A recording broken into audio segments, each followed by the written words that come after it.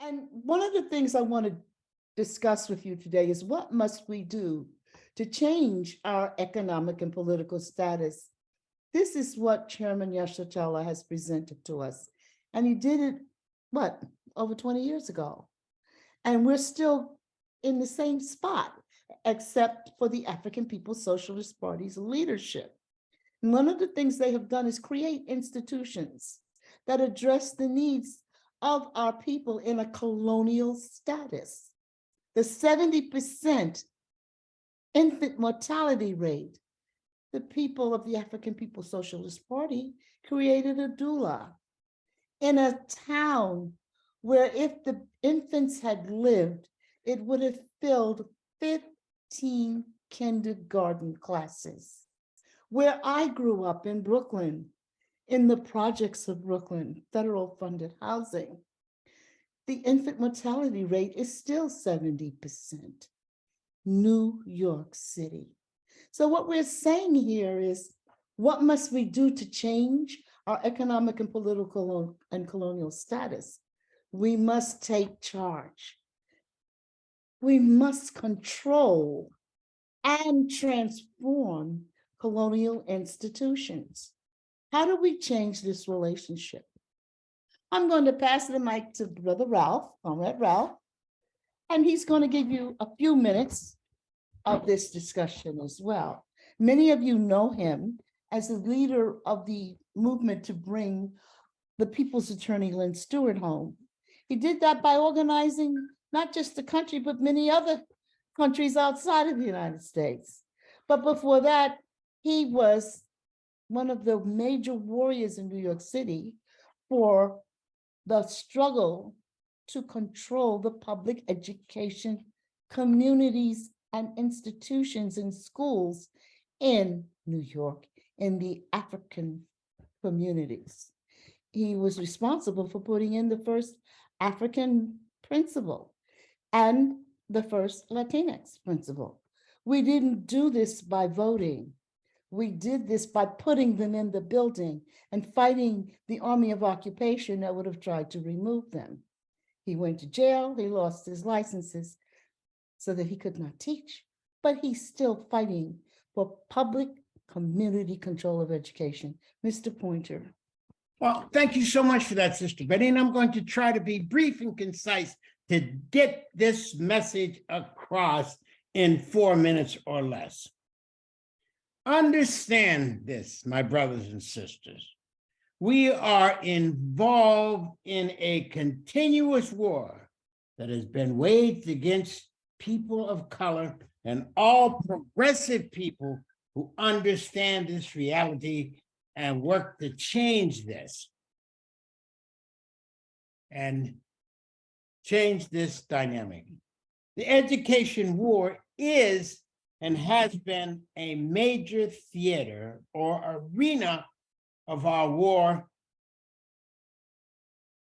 against, or their war against, human progress. You have been informed of the reasons and the rationale of imperialist and colonialist people to institute and continue this war against us, that is Africans worldwide. Our task is to define, describe, and dissect the way this war is fought against us and this in this education arena. Let us begin. And we begin with taxes, the distribution of tax money. Who gets it? Who doesn't get it? The result of this distribution formula creates an apartheid system called racism, secondhand citizenship that exists in America and abroad. How does it all work? Let us begin again. It works with you buying a quart of milk. Taxes come out of that. It continues with every corporation, supposedly every corporation that is involved in this economy pays taxes. So we're all in it. We all pay taxes. How is it distributed? In the education industry, It's called the education budget. And this budget is controlled by whichever political party is in charge of the city or state at that time. Now, every major city in America, for the most part, is controlled by a Democratic Party. These are supposed to be our friends. And so when the budget comes, the budget in New York City, $37 trillion in New York City this year. Could be bigger than that. Who controls it? The Democratic Party. Who gets it? White institutions. And they've even narrowed that down further. Only wealthy white institutions get it. It used to be the average, now not so average, the businessman in New York, the white businessman could get a contract. Bloomberg changed all of that with the assistance of the black puppets that were in office as a Republican in a Democratic city. So you see, the puppeteers and the puppets have no regard for party. It's about interest. Who was to control the money of New York City? Now let's get back to education. The education budget, the last time I looked at it, and you can look at it with your computer, a procurement was $6 billion. A lot of procurement. What do you need to get something? Well, somebody at the board gives you a contract. You go to the bank with your contract, you get money. And you get money to build a company based on your contract, to either build a building, maintain a building, to buy books, to buy materials, education materials, to buy equipment, chairs, seating, etc.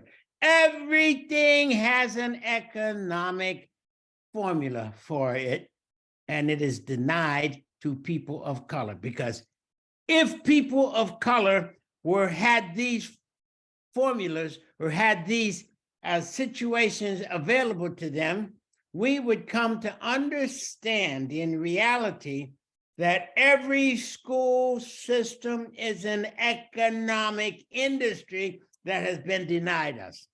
And what makes this so compelling for us in the education industry is to say to Black people, in New York City, we are 60 to 70% of the school population, and we get 0% of that money. We get none of those contracts. And if we had those contracts, our unemployment rate, instead of being 50%, would be the same as white America. White America understands this, and they demand control of their public education system, but they have given us puppets to tell us that you can't talk about the education budget. And this is all over America. New York, Pittsburgh, California, San Francisco, all over America, the Black puppets say you can't interdict the education system because it's all based on ability, testing, etc. But the moment they want to change it, and soon as we stop believing it and start realizing, hey, this is nonsense, they say, well, no, it's not nonsense. We just made 5 waivers minutes. to make this possible. Understand, if we controlled our education budget, we would go to the bank with our, what would you call it? We would go to the bank with our contracts, which would turn to money, and we could build companies. You name the company. We built America, but they denied us the opportunity to have access to our own money through our education system as one of the arenas of war. Thank you. I think I've used up my 5 minutes and more. Thank you so much. All right, thank you for that. I still haven't been able to link the earlier panelists in, but I have a report from Brother Moncrief. So what he says is, there are 3 points he wanted to make. The pandemic has disrupted the physical, mental, and spiritual well-being of students and educators, which continues to the present day, as seen in the chronic absenteeism of students, over the past 2 years. Now, for those of us in New York, that is critical because that's one of the sticks the mayor has used to beat us with to open up charter schools, claiming that the students are attending the charter schools. 2, the second point that Moncrief is making is the increasing assault on the teaching of Black history. Now, those of you who've been following the news, you know DeSantis has removed the instruction of the history. And this is one of the reasons why I said, I don't call it Black history. It's not just strategic, it's truth. If you just teach history and you put everybody's story in it, one of the things that comes across when the chairman is talking is that we're all over it. We started it, and even as captives, we were absolutely essential to the development of the economic system of the European capitalist foundation. If you just take a look at all the inventions that were made while we were captives, you will see why this is true. When you know history, you know Black history.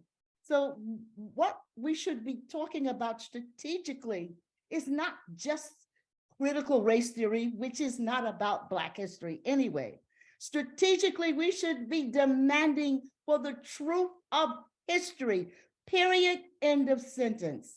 Secondly, when we hear this argument that children feel bad if they happen not to be Africans, when they hear the history of the destruction of the First Nation people that were here, the captivity of the people 400 years that were brought here. I don't understand why Africans aren't saying, well, just how do you feel the African children or the Cree children or the Apache children feel when they hear this history? If the victims can tolerate it and still be civilized, then the Europeans had better learn how to be civilized when they hear the truth of history too. I don't understand why Africans aren't throwing this back in their face. Finally, the point that Brother Moncrief is making to us is both of these things, the teaching of a sanitized history and the escalation of the firings and persecution of people of color and people of goodwill is an agenda. It is the bleaching of the institutions in this society. And one of the reasons I had hoped our sister from Texas could get on is that recently in Texas, the governor there took over the largest African school district. Allegedly, it's based on the low scores of one school. And within that school, children who had special needs that were not met. The point that we need to make when you're talking about mayoral control or government control over community control is that it's in the language. When you understand what Chairman Yeshitela is saying about the wealth that is in Africa and that they still do not control or manage that wealth, what he is saying is they don't have the institutions. They are not in charge of the institutions, and the institutions that are there are not accountable to them. And I will give just one case in point. Under the, shall we say, decentralization, in New York, we never had community control because the Democratic Party would not allow us to have it. And because Africans in America are still addicted, they need a 12-step program to stop voting for the Democratic Party. But we did have certain contracts. And one of the contracts was for an African bookstore that taught and gave Black books and had a contract with the Board of Education. The first thing the mayor, Bloomberg, did when he got in power was to say no one could have a contract with the Board of Education that did not have a capital base of money that was $2 million. In other words, your profit statement had to show you earned $2 million before you could get a contract with the New York City Board of Education. And of course, that wiped out most of the Black vendors. This is what colonialism does.